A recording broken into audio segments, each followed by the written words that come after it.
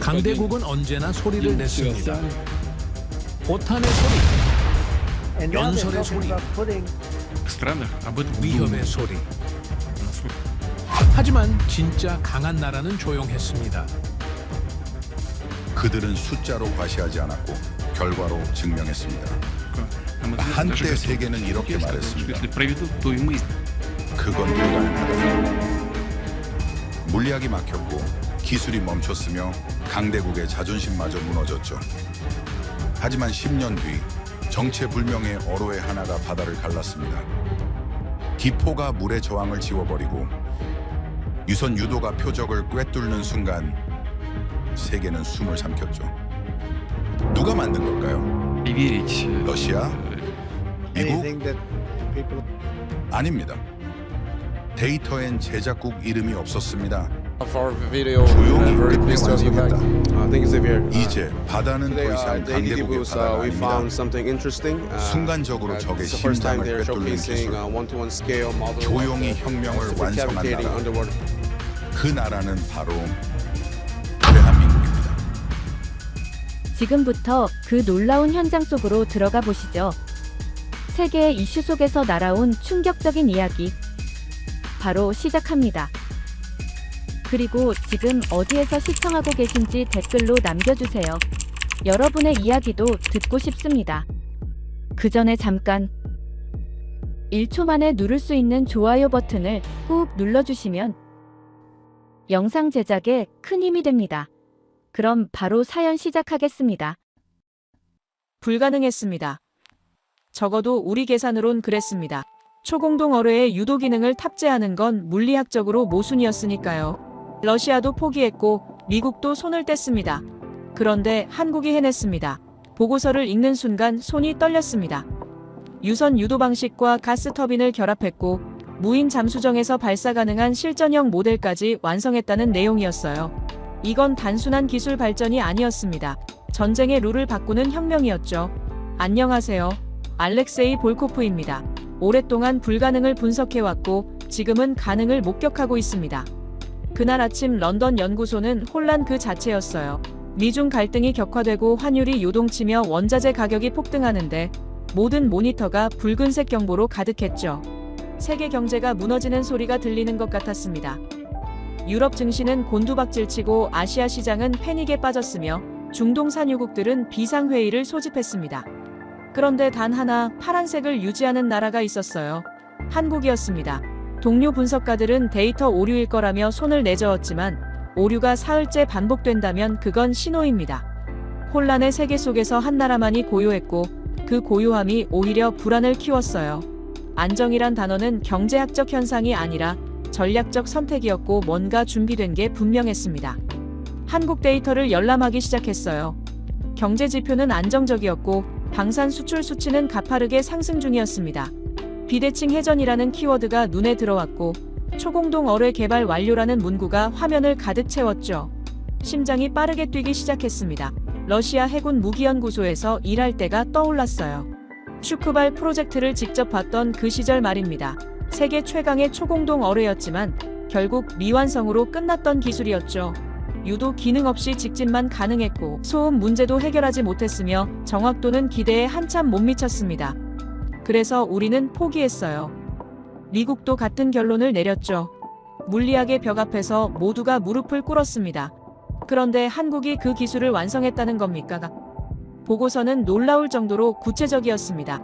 유선 유도 방식으로 초기 정밀 제어가 가능하고 가스 버블 형성으로 물의 저항을 완전히 제거했으며 종말 유도 모듈까지 탑재해서 표적 추적이 가능하다는 내용이었어요. 더욱 충격적인 건 무인 잠수정에서 발사할 수 있다는 점이었습니다. 산소가 필요 없으니 1년 내내 바닷속에 잠복할 수 있고 언제 어디서 발사될지 아무도 모른다는 뜻이었죠.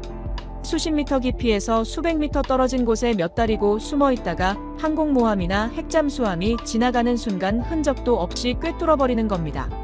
이건 단순한 무기가 아니었어요. 해전의 패러다임을 송두리째 바꾸는 시스템이었습니다. 손가락으로 화면을 확대했습니다. 기술 사양서를 한 줄 한 줄 읽어내려갔어요. 모든 수치가 완벽했고 모든 데이터가 논리적이었습니다. 의심할 여지가 없었죠. 회의실로 향했습니다. 선임 분석가 리처드가 화면을 보더니 착시일 거라는 반응을 보였어요. 한국 정도 규모의 나라가 러시아와 미국이 포기한 기술을 완성했다는 건 말이 안 된다는 논리였죠. 하지만 데이터는 거짓말을 하지 않습니다. 찾는 답은 그래프가 아니라 사람들 속에 있었어요. 기술을 만드는 건 결국 인간이고 그 인간들의 신념이 시스템을 완성시킨다는 걸 깨달았습니다. 2015년 이후 한국의 초공동 어뢰 개발 소식이 끊겼을 때 모두가 실패했다고 생각했어요. 기술적 한계에 부딪혔거나 예산 문제로 중단됐을 거라는 게 일반적인 분석이었죠. 전문가들은 불가능한 도전이었다며 고개를 저었고 언론들은 야심찬 프로젝트의 좌초라고 보도했습니다. 그런데 그게 아니었어요. 그들은 조용히 완성하고 있었던 겁니다. 세계가 포기했다고 판단하는 동안 한국은 묵묵히 전진했고 2025년 실전형 모델을 공개하며 세계를 놀라게 했죠. 이건 반전이 아니라 전략이었습니다. 소음을 내지 않고 결과로 말하는 방식이었어요. 외치지 않고 증명하는 문화였습니다. 화면 속 데이터를 계속 응시했어요. 방산 수출 지표가 가파르게 상승하고 있었고 인도가 한국 무기 시스템 도입을 적극 검토 중이라는 보도가 나왔습니다. 러시아 주요 외신들은 한국 기술의 확산을 심각하게 우려한다는 논평을 내놓았죠. 우려라는 단어가 곧 인정이라는 걸 알고 있었어요.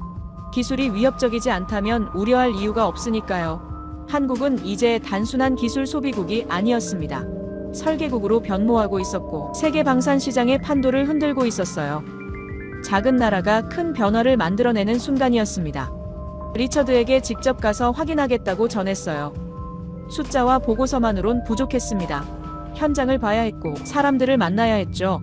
그는 여전히 회의적이었지만 막을 순 없었습니다. 한국행 비행기 표를 예약하면서 생각했어요. 세계가 무너질 때 한 나라만 흔들리지 않았다면 그 나라엔 분명 이유가 있을 거라고 말입니다. 그 이유를 찾는 게 분석가의 임무였고 진실을 기록하는 게 기자의 의무였죠. 러시아에서 태어나 영국에서 일하지만 진실만큼은 국적이 없습니다. 비행기에 오르기 전 마지막으로 데이터를 확인했어요. 한국은 여전히 파란색이었고 나머지 세계는 붉게 타오르고 있었습니다. 그 대비가 너무 극명해서 오히려 아름다웠죠. 혼란 속에서 질서를 유지하는 힘이 과연 무엇인지 궁금했어요. 기술일까요? 아니면 시스템일까요? 아니면 그 이상의 무언가일까요? 답을 찾아 떠나는 여정이 시작됐습니다. 한국이라는 설명되지 않는 변수를 이해하기 위한 긴 여정 말입니다. 코리아라는 단어가 머릿속에서 맴돌았어요. 그 작은 단어 안에 얼마나 큰 비밀이 숨어 있을지 상상할 수조차 없었습니다. 창밖으로 런던의 야경이 멀어져 갔어요. 어둠 속에서 불빛들이 깜빡였지만 모두 불안정해 보였습니다. 반면 머릿속에 떠오른 서울의 이미지는 고요하고 안정적이었죠. 그들이 준비한 게 무엇인지 세상은 아직 모르고 있었고 곧 알게 될 겁니다. 조용히 완성된 혁명은 소리 없이 세계를 바꾸고 외치지 않는 강함은 결국 결과로 증명됩니다. 한국은 말하지 않았어요. 대신 보여줬습니다. 이제 그 결과를 직접 목격할 시간이었고 불가능을 가능으로 바꾼 사람들을 만날 시간이었습니다. 가슴이 뛰기 시작했어요. 이건 단순한 취재가 아니었습니다. 역사가 바뀌는 순간을 기록하는 일이었죠. 인천공항에 내렸을 때 가장 먼저 느낀 건 정적이었습니다. 런던의 소란스러움과는 달리 모든 게 정돈되어 있었고 사람들은 빠르게 움직이면서도 질서를 유지했죠. 공항 로비를 지나며 생각했어요. 이 나라의 안정은 우연이 아니라 문화라고 말입니다. 택시를 타고 서울로 향하는 동안 창밖 풍경을 바라봤습니다. 고층 빌딩들이 빽빽하게 들어서 있었지만 어딘가 계획적으로 보였고 도로는 혼잡했지만 혼란스럽진 않았어요. 모든 게 시스템 안에서 움직이고 있었습니다. 호텔에 도착해서 짐을 풀고 곧바로 자료를 펼쳤어요. 한국 초공동 어뢰 관련 보고서였습니다. 첫 페이지를 넘기는 순간 가슴 한 구석이 무너지는 느낌이었죠. 러시아인으로서의 자존심이 흔들렸습니다. 우리가 포기했던 기술을 한국이 완성했다는 사실이 믿기지 않았어요. 아니 믿고 싶지 않았는지도 모릅니다. 손가락으로 보고서를 천천히 넘기며 과거를 떠올렸습니다. 러시아 해군 무기연구소에서 일하던 시절이 선명하게 기억났어요. 슈크발 프로젝트에 참여했던 그때 말입니다. 슈크발은 우리의 자부심이었어요. 세계 최강의 초공동 어뢰라고 믿었습니다. 시속 200km가 넘는 속도로 물속을 질주하는 괴물이었죠. 가스터빈이 어뢰 앞부분에 기포를 형성해서 물의 저항을 줄이는 원리였고 이론상으론 완벽했습니다. 실제로도 엄청난 속도를 냈어요. 시험 발사 때 수중에서 하얀 궤적을 남기며 돌진하는 모습을 보고 모두가 환호했죠. 하지만 치명적인 결함이 있었습니다. 유도 기능이 없었어요. 발사하면 오직 직진만 가능했고 목표물이 조금만 움직여도 빗나갔습니다. 게다가 소음 문제도 심각했어요.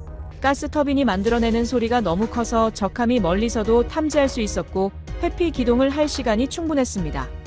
우리는 수년간 이 문제를 해결하려고 했어요. 최고의 물리학자들과 엔지니어들이 모였고 천문학적인 예산이 투입됐습니다.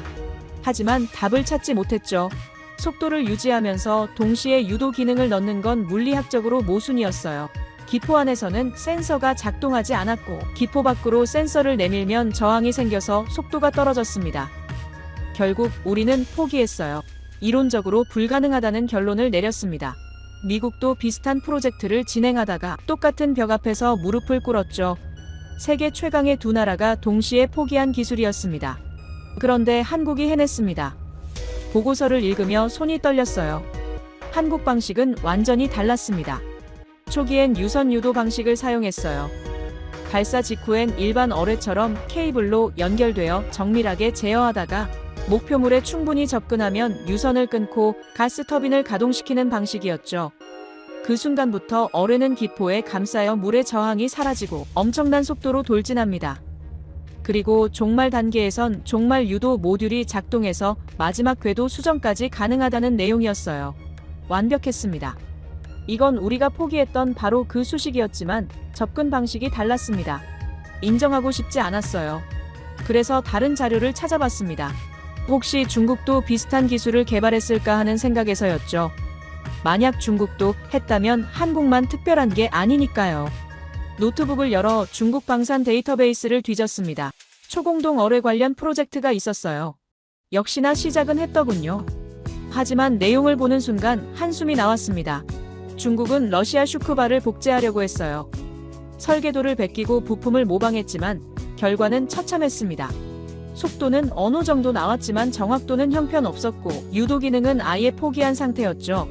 게다가 실전 배치도 못하고 있었습니다. 시험 발사 영상을 봤는데 어뢰가 목표물을 한참 빗나가는 모습이 적나라하게 드러났어요. 중국은 크기와 물량으로 승부했습니다.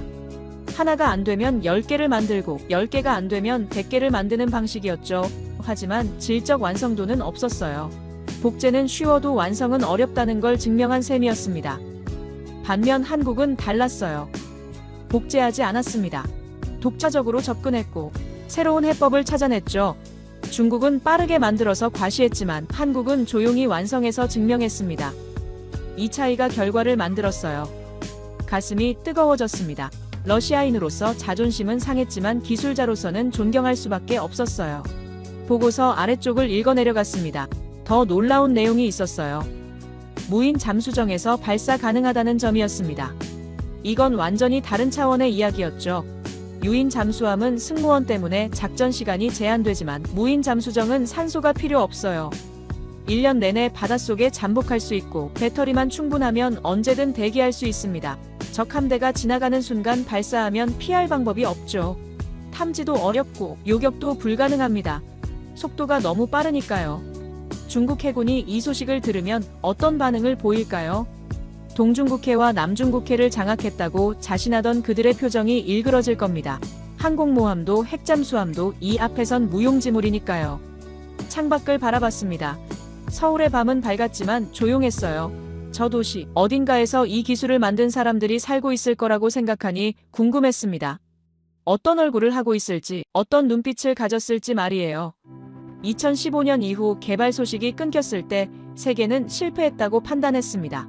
기술적 한계에 부딪혔거나 예산 문제로 중단됐을 거라는 게 일반적인 분석이었죠. 저도 그렇게 생각했어요. 언론들은 야심찬 프로젝트의 좌초라고 보도했고 전문가들은 불가능한 도전이었다며 고개를 저었습니다. 하지만 그게 아니었어요. 그들은 조용히 완성하고 있었던 겁니다. 10년간의 침묵은 포기가 아니라 집중이었습니다. 세계가 불가능이라며 고개를 저을 때 한국은 가능을 향해 묵묵히 걸어가고 있었어요. 소음을 내지 않고 결과로 말하는 방식이었죠. 외부의 시선에 흔들리지 않고 자신들의 길을 걸었습니다.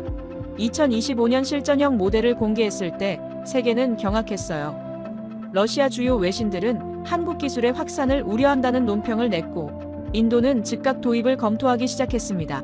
우려라는 단어가 곧 인정이라는 걸 알고 있었어요. 위협적이지 않다면 우려할 이유가 없으니까요. 노트에 메모했습니다. 슈크발은 괴물이었지만 불완전했다고 말이에요. 한국은 바다의 저항을 지웠고 세계의 의심도 지웠습니다. 이제 속도가 아니라 철학을 보게 됐어요.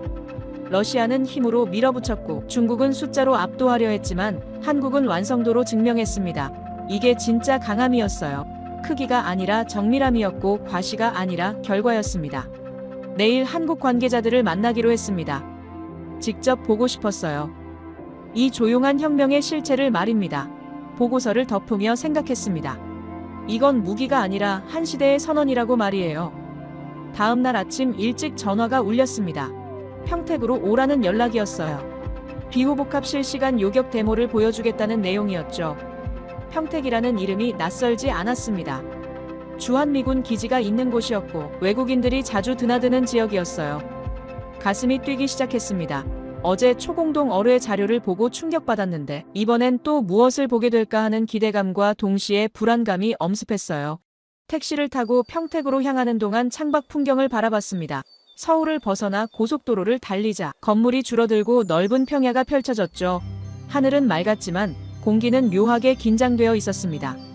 평택 입구에 도착했을 때 이미 여러 나라 기자들이 모여 있었습니다. 특히 인도 기자단이 많이 보였어요. 왜 인도 기자들이 이렇게 많은지 궁금했는데 이유를 듣고 고개가 끄덕여졌습니다. 인도 정부가 한국 비호복합 도입을 적극 검토 중이라는 소식 때문이었어요. 중국과 파키스탄의 드론 위협이 커지면서 인도는 효율적인 방공 시스템이 절실했고 한국 비호복합이 해답이 될 수 있다고 판단한 겁니다. 그래서 인도 국방부가 직접 기자단을 파견했던 거죠. 그들의 표정은 진지했고 눈빛은 기대로 가득했어요. 그런데 놀랍게도 러시아 기자들도 있었습니다. 그중 한 명이 제 시선을 사로잡았어요. 드미트리라는 이름의 모스크바 외신 기자였죠. 그는 예전부터 알고 있던 사람이었습니다. 냉정하다 못해 냉혹한 성격으로 유명했고 상대방의 약점을 찾는데 귀신 같았어요. 그의 눈빛은 언제나 차가웠고 웃을 때조차 감정이 없어 보였습니다. 사람을 대할 때 계산기를 두드리듯 했고 모든 걸 이익과 손해로만 판단하는 타입이었어요. 타인의 성공을 질투하고 실패를 즐기는 성향이 있었죠. 그가 이 자리에 있다는 게 불편했습니다. 한국 기술을 폄하하러 온 게 분명했으니까요. 그가 다가와 악수를 청했습니다. 손은 차갑고 단단했어요. 그는 낮게 속삭이듯 말했습니다. 한국이 인도 앞에서 잘 보이려고 쇼를 준비했을 거라는 투였죠. 평택이라는 곳도 미군 기지 옆이라 외국인들 눈속임하기 좋은 장소라며 비웃었어요. 실제론 별거 아닐 거라고 덧붙였습니다. 그의 말투엔 조롱이 섞여 있었고 표정은 비웃음 그 자체였어요. 제 안에서 뭔가 끌어올랐습니다. 주먹을 쥐었다 폈어요. 하지만 참았습니다. 곧 그가 틀렸다는 걸 보게 될 테니까요. 훈련장으로 들어갔습니다. 넓은 공간이 펼쳐졌고 멀리 주한미군 기지의 윤곽이 희미하게 보였어요. 중앙에 비호복합이 자리 잡고 있었습니다. 생각보다 크지 않았어요. 오히려 간결해 보였죠. 한국 관계자가 설명을 시작했습니다.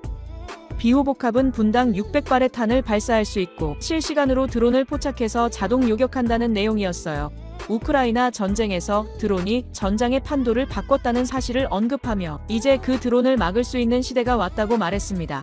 인도 기자들은 고개를 끄덕였지만 드미트리는 여전히 비웃는 표정이었어요. 곧 데모가 시작됐습니다. 하늘에서 수십 대의 드론이 날아왔어요. 적색 표시가 화면에 가득 찼고 경보음이 울렸습니다. 순간 긴장감이 훈련장을 가득 채웠죠. 제 심장이 미친 듯이 뛰기 시작했어요. 비호복합이 움직이기 시작했습니다. 포신이 하늘을 향했고 레이더가 회전하며 목표물을 추적했어요. 그리고 순간 불꽃이 터졌습니다. 엄청난 속도로 탄이 쏟아져 나갔고 하늘이 불꽃으로 가득 찼습니다. 귀가 먹먹할 정도의 굉음이었지만 그 속에서도 질서가 느껴졌어요. 드론들이 하나둘 떨어지기 시작했어요. 마치 하늘에서 비가 내리듯 연달아 추락했습니다. 불과 몇 초 만에 수십 대의 드론이 모두 사라졌죠. 하늘이 순식간에 청명해졌어요. 정적이 흘렀습니다. 아무도 말을 하지 않았어요. 인도 기자 한 명이 작게 탄성을 질렀습니다. 믿을 수 없다는 표정이었죠. 그들이 이렇게 놀란 이유는 명확했습니다. 인도가 직면한 드론 위협을 한국 기술이 완벽하게 해결해 줄 수 있다는 걸 직접 눈으로 확인했으니까요. 저는 드미트리를 쳐다봤습니다. 그의 표정이 완전히 변해 있었어요. 비웃던 얼굴은 사라지고 굳어진 표정만 남았습니다. 입술을 깨물고 있었고 주먹을 꽉 쥐고 있었어요. 인정하고 싶지 않은 게 분명했습니다. 하지만 현실은 현실이었죠. 그 순간 제 가슴이 뜨거워졌습니다. 한국은 쇼가 아니라 실전을 보여줬어요. 드론의 하늘이 무너졌습니다. 600발의 불꽃이 질서를 그렸고 한국은 싸움보다 지속을 택했어요. 한국 관계자가 추가 설명을 이어갔습니다. 비호복합은 이동 중에도 사격이 가능하고 악천 후에서도 작동한다는 내용이었어요. 게다가 유지비가 저렴해서 장기간 운용할 수 있다고 덧붙였습니다. 인도 기자 한 명이 질문했습니다. 수입이 가능한지 묻는 내용이었어요. 한국 측은 긍정적으로 검토 중이라고 답했습니다. 그 순간 드미트리의 얼굴이 더욱 일그러졌어요. 한국 기술이 인도로 확산되는 걸 원치 않는 게 분명했습니다. 러시아 입장에선 위협이니까요. 저는 생각했습니다. 이건 단순한 무기가 아니라고 말이에요. 철학이었습니다. 한국은 고비용 전쟁 시대에 지속 가능한 억제력을 제시했어요. 값비싼 미사일로 값싼 드론을 막는 게 아니라 값싼 탄으로 효율적으로 막는 방식이었죠. 이게 한국의 강점이었습니다. 크기가 아니라 완성도였고 과시가 아니라 지속이었어요. 러시아는 힘으로 압도하려 했고 중국은 숫자로 밀어붙이려 했지만 한국은 효율로 승부했습니다. 데모가 끝나고 기자들이 흩어지기 시작했어요. 인도 기자단은 흥분한 표정으로 서로 이야기를 나눴고 한국 관계자에게 추가 질문을 쏟아냈습니다. 그들이 이렇게 열정적인 이유는 간단했습니다. 자국의 안보 문제를 해결할 실질적인 해답을 찾았으니까요. 반면 드미트리는 홀로 멀어져 갔어요. 그의 뒷모습이 쓸쓸해 보였습니다. 인정하고 싶지 않지만 인정할 수밖에 없는 현실 앞에서 무너지는 모습이었죠. 훈련장을 나서며 하늘을 올려다봤습니다. 맑고 푸른 하늘이었어요. 조금 전까지 드론이 가득했던 그 하늘이 이제 아무것도 없이 깨끗했습니다. 탄막이 아니라 질서였어요. 한국은 유행이 아닌 지속을 설계했고 그들의 전쟁은 효율로 정의됐습니다. 가슴이 뜨거워졌어요. 작은 나라가 살아남는 방법은 크기가 아니라 정밀함이었고 과시가 아니라 완성이었어요. 평택을 떠나며 생각했습니다. 내일은 또 무엇을 보게 될까 하고 말이에요. 한국은 매번 예상을 뛰어넘었고 매번 새로운 충격을 안겨줬습니다. 노트에 적었습니다. 하늘의 벽이 완성됐고 그들은 외치지 않고 증명했다고 말이에요. 며칠 후 예상치 못한 연락이 왔습니다. 국방전략기술센터에서 제한적 취재를 허가하겠다는 내용이었어요. 보안상 일부 구역만 공개할 수 있다는 조건이었죠. 가슴이 두근거렸습니다. 초공동 어뢰와 비호복합을 직접 봤지만 그걸 만든 사람들은 아직 보지 못했어요. 무기보다 사람이 궁금했습니다. 기술의 뿌리가 어디에 있는지 알고 싶었어요. 오후 시간에 센터 앞에서 만나자는 연락을 받고 호텔로 돌아와 준비를 했습니다. 노트와 펜을 챙기고 카메라를 확인했어요. 이번 취재는 달랐습니다. 결과물이 아니라 과정을 볼 수 있는 기회였으니까요. 택시를 타고 센터로 향했습니다. 서울 외곽의 한적한 곳이었어요. 햇살이 따스하게 내리쪼이고 있었고 주변은 조용했습니다. 센터 건물이 보였을 때 묘한 감정이 들었어요. 외관은 평범했지만 그 안에서 세계를 놀라게 한 기술이 탄생했다는 사실이 믿기지 않았습니다. 정문 앞에서 한국 관계자가 기다리고 있었어요. 그는 제 신분을 확인하고 보안 서약서에 서명하라고 했습니다. 오늘 본 것은 외부에 공개하지 않는다는 내용이었죠. 펜을 들고 서명하는 순간 손이 떨렸습니다. 긴장됐어요. 건물 안으로 들어갔습니다. 복도는 밝았고 햇살이 창문을 통해 들어왔어요. 관계자가 앞장서서 걸어갔고 저는 그 뒤를 따랐습니다. 발소리가 복도에 울려 퍼졌어요. 한참을 걸어가니 복도 끝에 활기찬 연구실이 보였습니다. 가까이 갈수록 희미한 기계음과 사람들의 목소리가 들렸고 모니터 불빛이 보였어요. 문을 열고 들어가는 순간 숨이 멎었습니다. 흰 가운을 입은 연구원들이 각자의 자리에서 일하고 있었어요. 모니터를 응시하고 노트에 뭔가를 적으며 계산기를 두드리는 모습이 집중력으로 가득했습니다. 한 연구원이 자리에서 일어나 저를 맞이했습니다. 김규호 연구원이라고 소개했어요. 영어로 소통이 가능하다는 사실이 놀라웠고 대화하기에 수월해서 좋았습니다. 김규호 연구원은 유창한 영어로 말했지만 억양에서 한국인임이 느껴졌어요. 먼저 차를 권했고 의자를 권했습니다. 매너가 있었어요. 저를 손님처럼 대했고 편안하게 해주려고 애썼습니다. 문득 중국에서의 기억이 떠올랐습니다. 몇 년 전 중국 연구소를 취재했을 때 영어로 소통이 거의 불가능했어요. 통역사를 거쳐야 했고 대화가 끊겼으며 질문 하나에도 시간이 오래 걸렸습니다. 게다가 배려 같은 건 없었어요. 경직되어 있었고 감시받는 느낌이었죠. 하지만 김규호 연구원은 달랐습니다. 편안했고 친절했어요. 김규호 연구원이 제게 몇 가지 질문을 던졌습니다. 러시아에서 어떤 일을 했는지, 어떤 프로젝트에 참여했는지 물었어요. 슈크발 이야기를 꺼내자 그의 눈빛이 반짝였습니다. 자신도 그 프로젝트를 연구했다고 말했어요. 러시아의 접근 방식을 배우려 했지만 결국 다른 길을 선택했다고 덧붙였습니다. 그의 말투엔 존중이 묻어났어요. 러시아를 깎아내리지 않았고 다만 다른 방식이었다고 말했습니다. 이 배려가 감동적이었어요. 중국 연구원들은 러시아를 무시하는 듯한 태도를 보였지만 김규호 연구원은 달랐습니다. 제가 몇 가지 질문을 던지자 김규호 연구원은 신중하게 답했습니다. 자신들은 화려한 영웅이 아니라 조용한 기술자일 뿐이라고 말했어요. 언론에 나오는 것도 원치 않고 상도 필요 없다고 했습니다.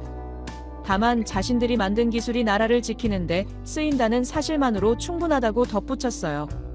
그의 책상에 다가가 노트를 들여다봤습니다. 거기엔 빼곡하게 수식과 그래프가 그려져 있었고 한쪽 귀퉁이에 작은 메모가 있었어요. 100번의 실패 후 단 한 번의 성공이라는 문구였습니다.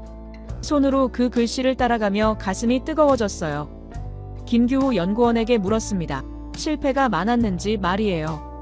그는 담담하게 답했습니다. 수천 번 실패했다고 말했어요. 하지만 실패를 두려워하지 않았다고 덧붙였습니다. 대신 실패에서 배웠다고 말이죠. 중국이 떠올랐습니다.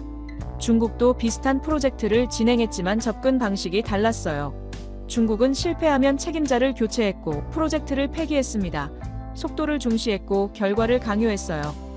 게다가 소통도 어려웠습니다. 영어가 통하지 않아 의사소통 자체가 난관이었고 배려 같은 건 기대할 수 없었죠. 하지만 한국은 달랐습니다. 김규호 연구원은 실패해도 사람을 바꾸지 않았다고 말했어요. 프로젝트를 이어갔고 과정을 중시했으며 신뢰를 쌓았다고 덧붙였습니다. 그의 말투엔 자부심이 묻어났지만 오만함은 없었어요. 사실을 말하는 것뿐이었습니다. 중국은 숫자로 승부하고 한국은 질로 승부한다는 말이 가슴에 박혔습니다. 김규호 연구원이 차를 따라주며 말했습니다. 천천히 해도 괜찮다고 말이에요. 빠르게 많이 만드는 것보다 느리게 완벽하게 만드는 게 낫다고 덧붙였습니다. 다른 쪽 벽면으로 시선을 돌렸습니다. 거기엔 커다란 모니터가 걸려 있었고 화면엔 데이터가 가득했어요. 초공동 어뢰 실험 로그였습니다. 김규호 연구원이 설명했어요. 2015년부터 2025년까지 10년간의 기록이라고 말했습니다. 각 실패마다 원인 분석과 개선 방향이 적혀 있었고 다음 실험으로 이어지는 흔적이 명확했어요. 이건 포기가 아니라 누적이었습니다. 김규호 연구원이 덧붙였습니다. 10년 동안 외부에선 소식이 끊겼지만 내부에선 매일 진전이 있었다고 말이에요. 김규호 연구원의 눈빛은 맑았고 표정은 진지했어요. 거짓이 없었습니다. 진심이었어요. 제 안에서 뭔가 무너졌습니다. 러시아인으로서의 자존심이 아니라 인간으로서의 감동이 밀려왔어요. 중국 연구소에서 느꼈던 경직됨과는 정반대였습니다. 김규호 연구원은 저를 동등하게 대했고 존중했으며 배려했어요. 연구실 한쪽 벽에 붙은 문구를 발견했습니다. 기술은 돈이 아니라 신뢰로 만든다는 문장이었어요. 김규호 연구원에게 저 문구에 대해 물었습니다. 그는 미소 지으며 답했어요. 팀원들끼리 만든 좌우명이라고 말이에요. 그 순간 깨달았습니다. 한국의 강함은 예산에서 오지 않았어요. 사람에서 왔습니다. 서로를 믿고 함께 실패하며 함께 일어서는 문화에서 왔어요. 러시아는 개인의 천재성에 의존했고 중국은 국가의 명령에 따랐으며 영어도 통하지 않는 폐쇄적 환경이었지만 한국은 팀의 신뢰로 움직였고 소통이 가능했으며 배려가 있었습니다. 이게 차이였어요. 김규호 연구원에게 물었습니다. 왜 그렇게까지 하는지 말이에요. 그는 짧게 답했습니다. 이 나라가 작기 때문이라고 말이에요. 작은 나라는 강해야 살아남고 강함은 기술에서 나온다고 덧붙였어요. 중국은 크기 때문에 자신감을 갖지만 한국은 작기 때문에 절실하다는 생각이 들었어요. 그 절실함이 완성도를 만들었고 완성도가 세계를 놀라게 했습니다. 센터를 나서며 김규호 연구원이 문까지 배웅했습니다. 악수를 청했고 다음에 또 만나자고 말했어요. 그의 손은 따뜻했고 눈빛은 진실했습니다.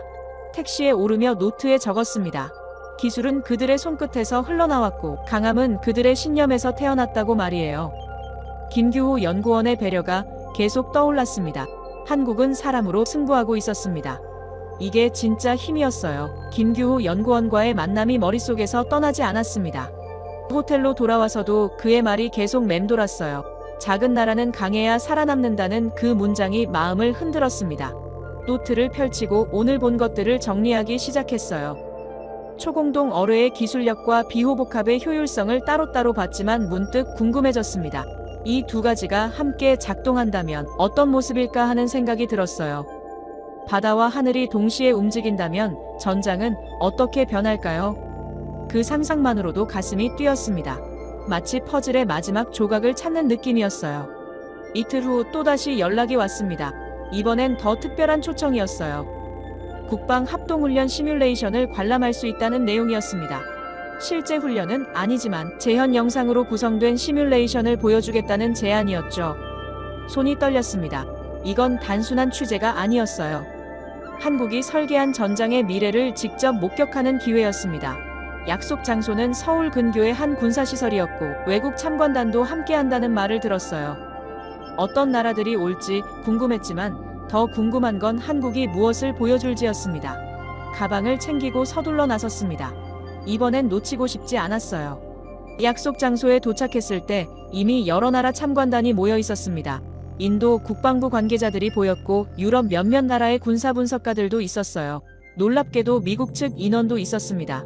한국이 이 훈련을 얼마나 중요하게 생각하는지 알 수 있었어요. 모두가 긴장한 표정이었고 기대에 찬 눈빛이었습니다. 저도 마찬가지였어요. 가슴이 두근거렸고 손에 땀이 났습니다.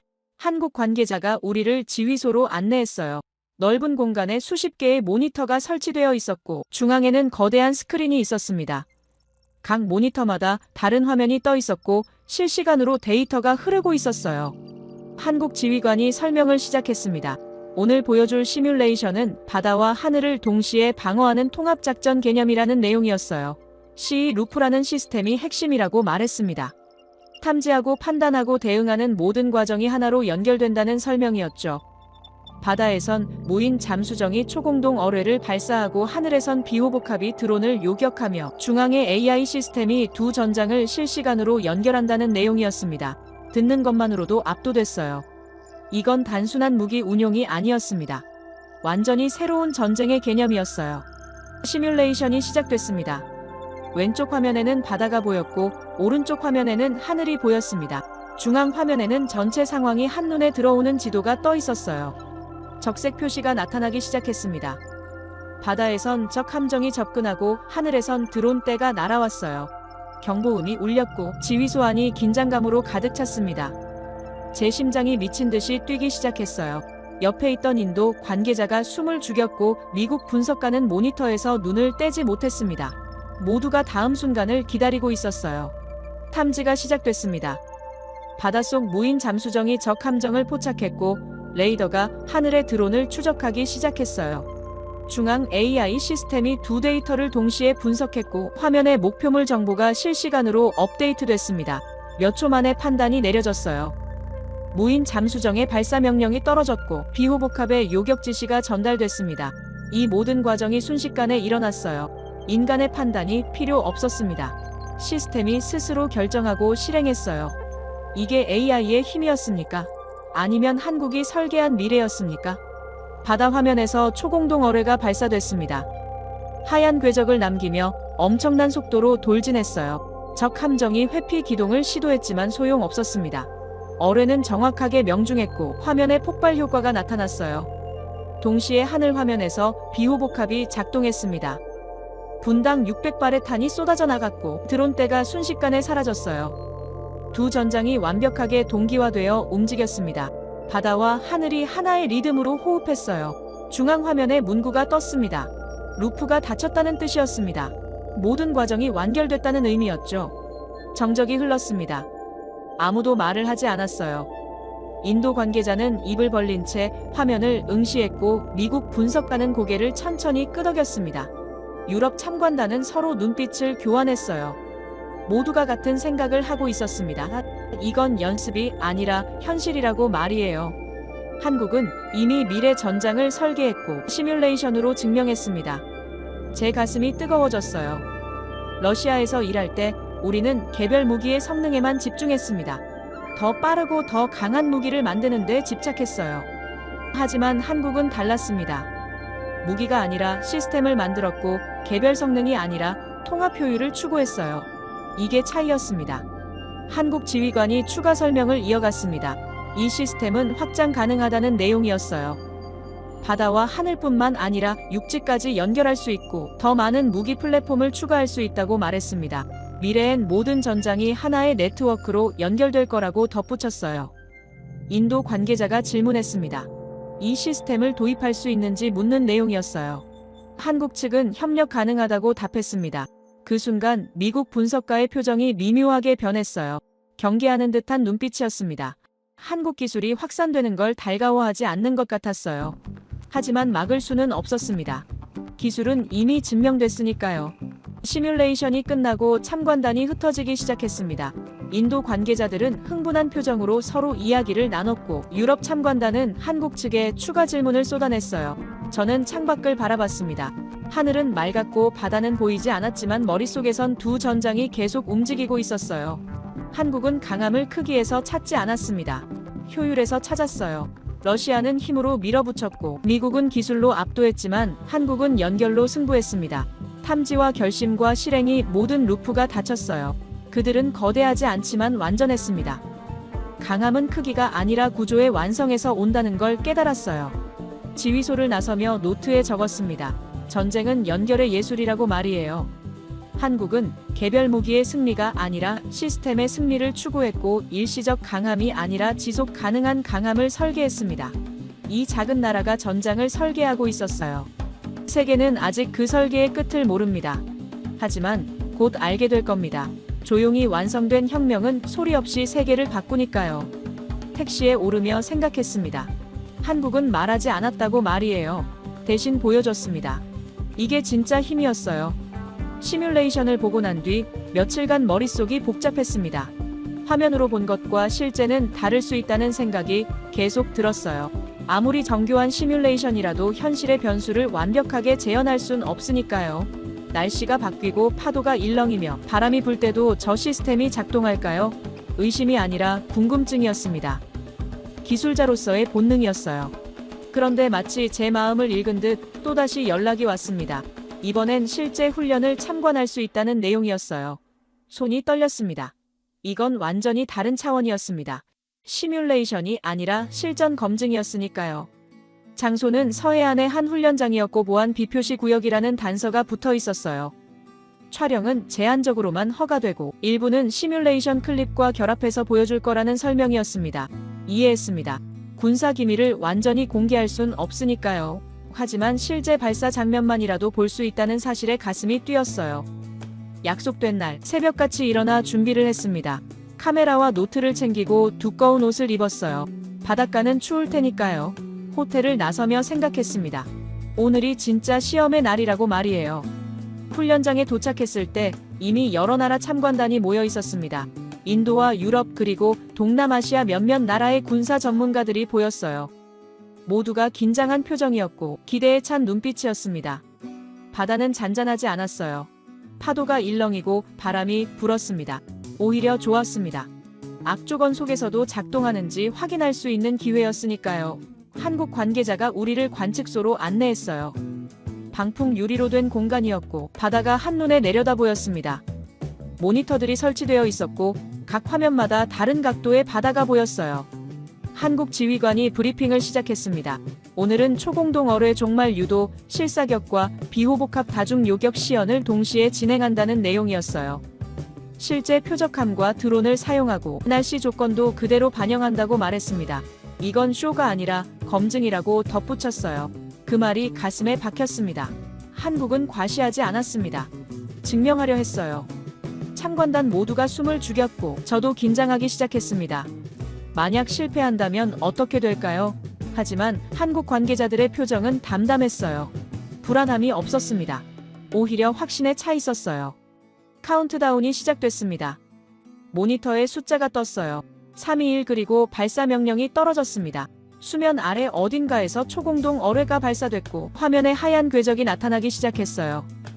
동시에 하늘에선 드론대가 접근했고 비호복합이 작동을 시작했습니다. 귀가 찢어질 듯한 굉음이 들렸고 탄막이 하늘을 가득 채웠어요. 옆에 있던 인도 전문가가 손으로 귀를 막았고 유럽 참관단은 쌍안경을 들고 하늘을 응시했습니다. 제 심장은 미친 듯이 뛰고 있었어요. 이건 시뮬레이션이 아니었습니다. 실전이었어요. 수면이 폭발했습니다. 표적함이 명중당한 순간이었어요. 물기둥이 솟아올랐고 폭발음이 뒤늦게 들려왔습니다. 정확했습니다. 어뢰는 표적 중심부를 관통했고 오차는 거의 없어 보였어요. 동시에 하늘에선 드론들이 하나둘 추락하기 시작했습니다. 비호복합의 탄막이 정확하게 목표물을 포착했고 불과 몇 초 만에 모든 드론이 사라졌어요. 파도가 일렁이고 바람이 불었지만 시스템은 흔들리지 않았습니다. 악천후 속에서도 완벽하게 작동했어요. 정확함은 우연이 될 수 없다는 생각이 들었습니다. 이건 시스템이었어요. 정적이 흘렀습니다. 아무도 말을 하지 않았어요. 모두가 방금 목격한 장면을 소화하느라 시간이 필요했습니다. 인도 전문가가 천천히 고개를 끄덕였고 유럽 참관단은 서로 눈빛을 교환했어요. 저는 노트에 적기 시작했습니다. 그들은 시험하지 않았다고 말이에요. 증명했습니다. 한국은 가능성을 보여준 게 아니라 현실을 확인시켰어요. 이 차이가 중요했습니다. 러시아는 시험 발사에서 성공하면 만족했고 미국은 통제된 환경에서 작동하면 인정했지만 한국은 달랐습니다.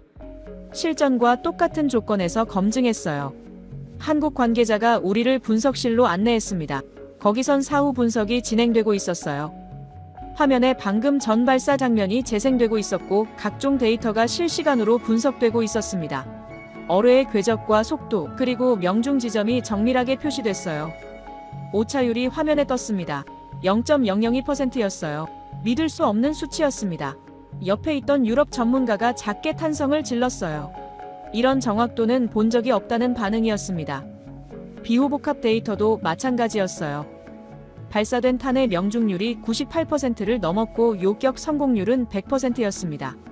한국 현장 요원이 설명했습니다. 이 데이터는 바로 다음 훈련에 반영될 거라고 말했어요.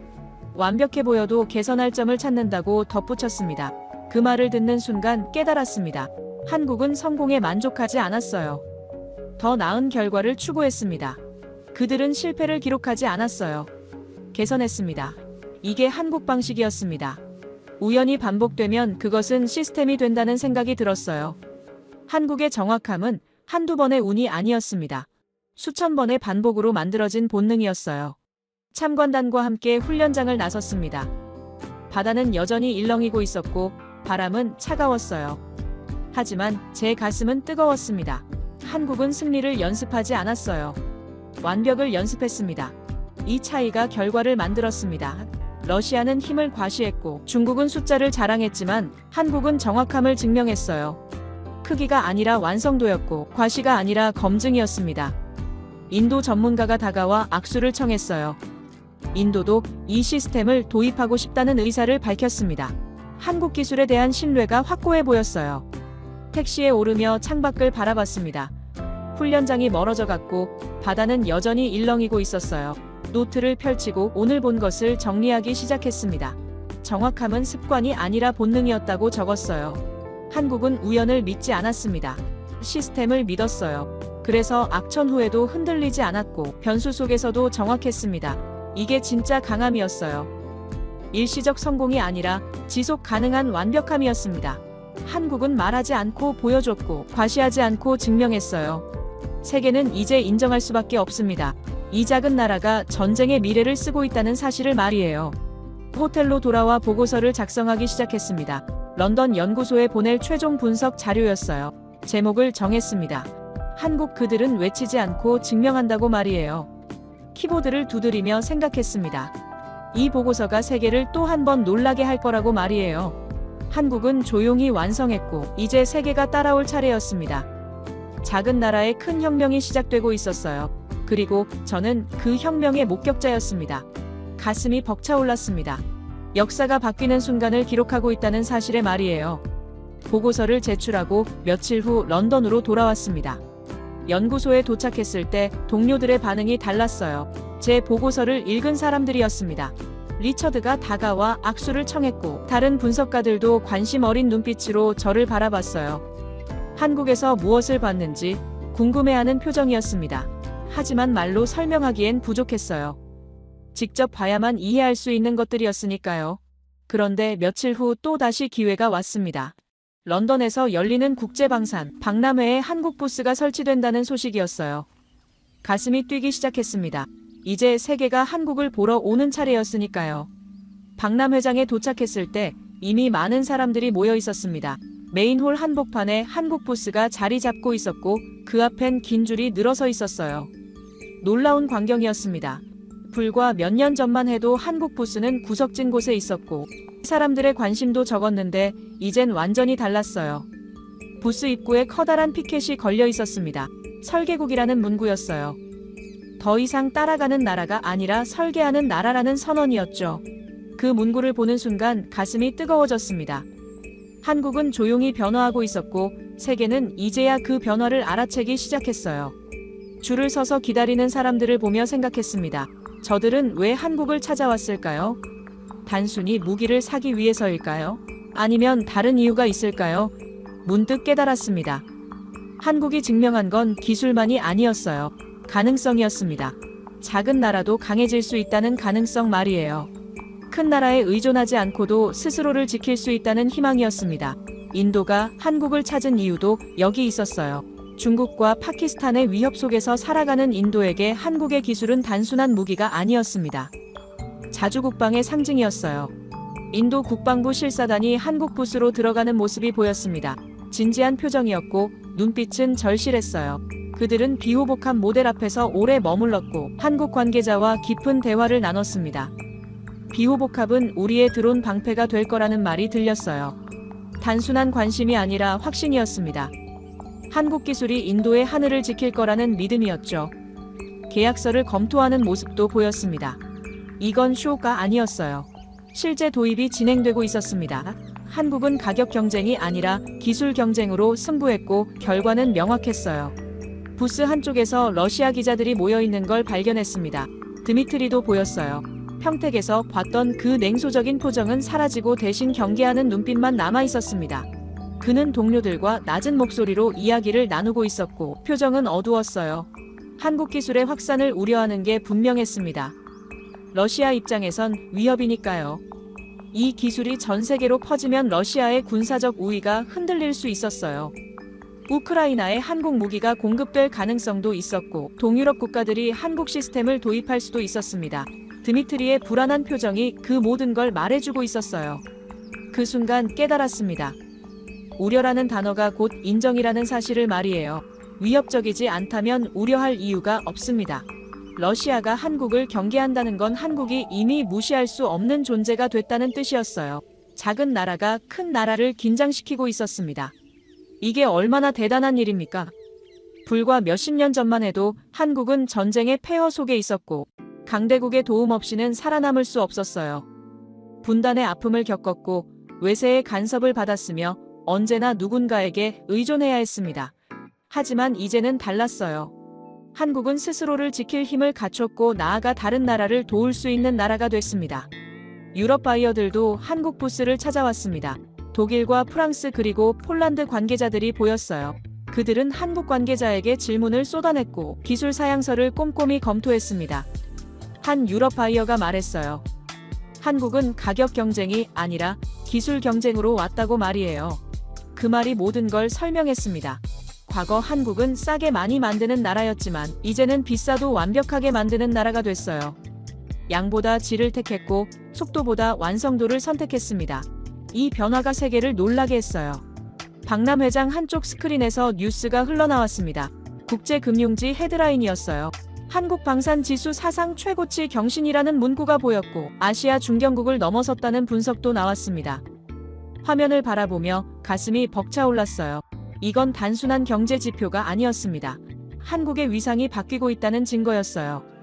더 이상 도움받는 나라가 아니라 도움을 주는 나라로 말이에요. 의존하는 나라가 아니라 신뢰받는 나라로 변모하고 있었습니다. 작은 나라의 큰 꿈이 현실이 되고 있었어요. 노트를 꺼내 적기 시작했습니다. 관심은 시작이고 우려는 경위의 다른 얼굴이라고 말이에요. 한국은 전쟁을 수출하지 않았습니다. 신뢰를 수출했어요. 무기가 아니라 안정의 개념을 팔고 있었습니다. 인도가 찾는 건 드론 방어 시스템만이 아니었어요. 자주국방의 가능성이었습니다. 유럽이 원하는 건 첨단 무기만이 아니었어요. 균형이었습니다. 한국이 제공하는 진짜 가치는 기술 그 자체가 아니라 독립의 희망이었습니다. 강대국에 기대지 않고도 스스로를 지킬 수 있다는 증명이었어요. 박람회를 나서며 뒤돌아봤습니다. 한국 부스 앞엔 여전히 긴 줄이 늘어서 있었고 각국 깃발 아래 사람들이 모여 있었어요. 플래시가 터지고 악수가 오가며 계약서가 오갔습니다. 이 광경을 보며 눈시울이 뜨거워졌어요. 한국인이 아닌 제가 이런 감정을 느낀다는 게 신기했습니다. 하지만 이해할 수 있었어요. 약자가 강자가 되는 이야기는 누구에게나 감동을 주니까요. 한국은 외치지 않았습니다. 결과로 말했어요. 과시하지 않았습니다. 증명했어요. 세계는 이제 한국을 다르게 보고 있었고 한국은 그 시선을 조용히 받아들이고 있었습니다. 택시에 오르며 적었습니다.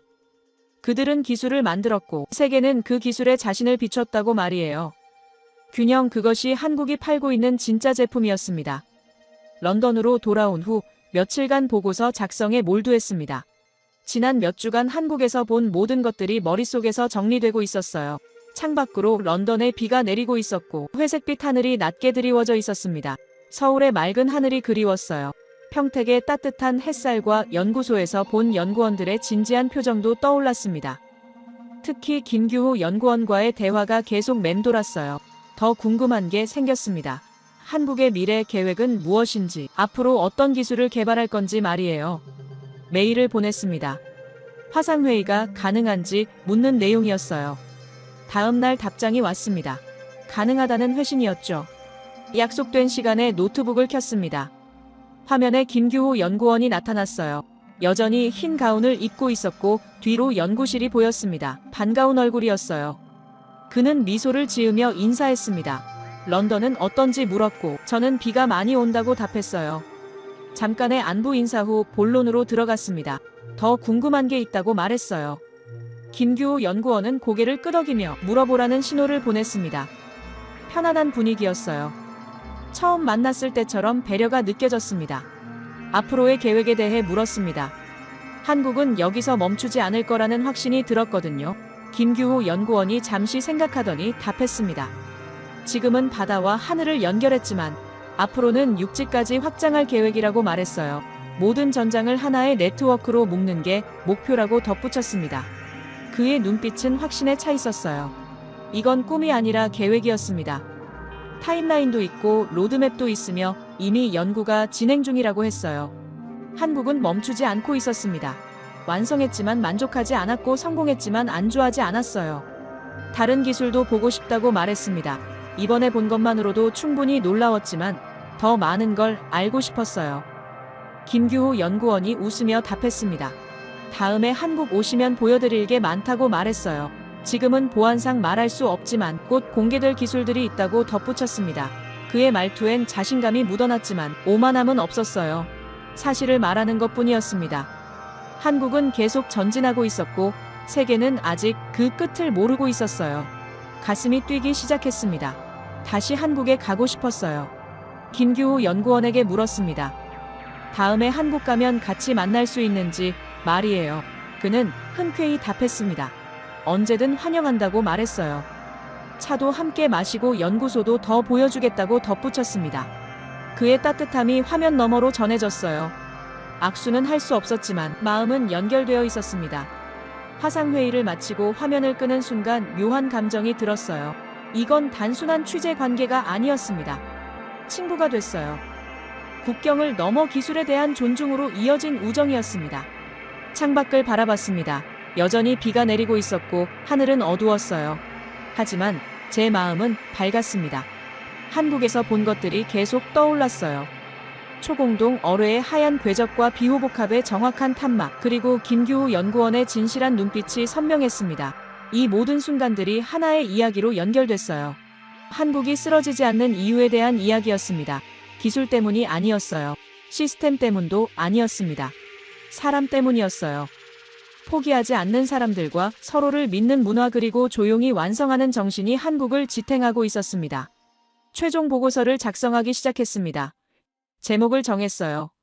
회복력 보고서, 한국 모델이라고 말입니다. 손가락이 키보드 위에서 움직이기 시작했고 문장들이 화면을 채워갔어요. 한국의 강함은 기술이 아니라 구조이며 구조의 근원은 사람이라고 적었습니다. 초공동 어뢰는 물리학의 승리가 아니라 집념의 승리였고, 비호복합은 공학의 성과가 아니라 협력의 결과였어요. 10년간의 침묵은 실패가 아니라 인내였고, 조용한 완성은 포기가 아니라 전략이었습니다. 김규호 연구원의 말이 떠올랐어요.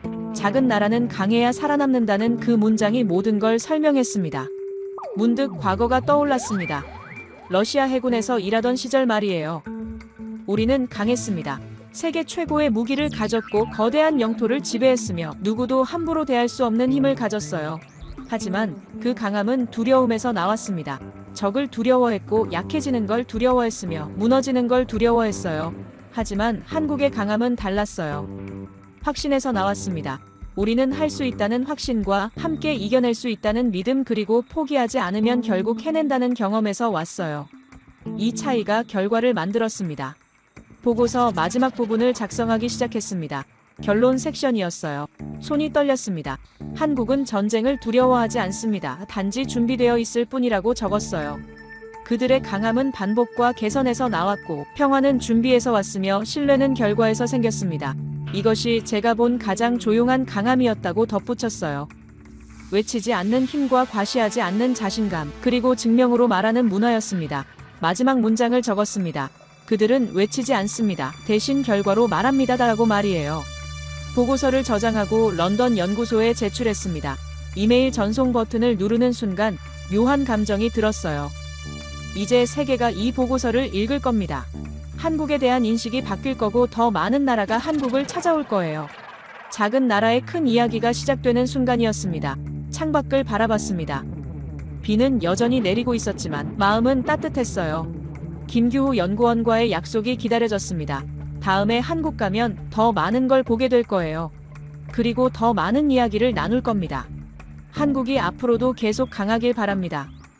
크기로 승부하지 않고 완성도로 경쟁하며 과시하지 않고 증명하는 모습을 계속 보여주길 바라요. 세계는 한국에게서 배워야 합니다. 작은 나라도 강해질 수 있다는 희망을 말이에요. 의존하지 않고 독립할 수 있다는 가능성을 말입니다. 한국은 그 가능성을 증명했고, 이제 다른 나라들의 차례입니다. 제 이야기를 끝까지 들어주셔서 감사합니다. 모두 안녕히 계세요. 오늘의 사연 어떻게 들으셨나요? 세상이 요란하게 흔들릴 때 어떤 나라는 묘하게 조용하다는 게 참 인상적이었어요. 크게 외치지 않아도 결국 결과로 말하는 모습이 오히려 더 강하게 느껴졌죠. 누군가는 운이 좋았다고 할 수도 있지만 그건 아마도 오랜 시간 쌓인 신념과 준비가 만든 결과가 아닐까 싶어요. 힘이란 게 꼭 소리로 증명되는 건 아니라는 걸 다시 한번 느낀 이야기였던 것 같습니다. 결국 중요한 건 크기보다 완성도, 말보다 행동, 과시보다 진심이 아닐까요? 이 이야기가 끝난 지금도 어딘가에서 또 다른 혁명이 조용히 시작되고 있을지도 모르겠네요. 여러분은 어떻게 생각하시나요? 여러분의 생각을 아래 댓글에 남겨주세요. 그리고 감동적인 사연을 주변 사람들과 공유하고 함께 이야기 나눠보세요. 마지막으로 1초밖에 걸리지 않는 구독과 좋아요, 알림 설정은 영상 제작에 큰 힘이 됩니다. 지금까지 감동을 담아 여러분께 진심을 전하는 감동담기였습니다. 오늘 하루도 행복한 하루 보내세요.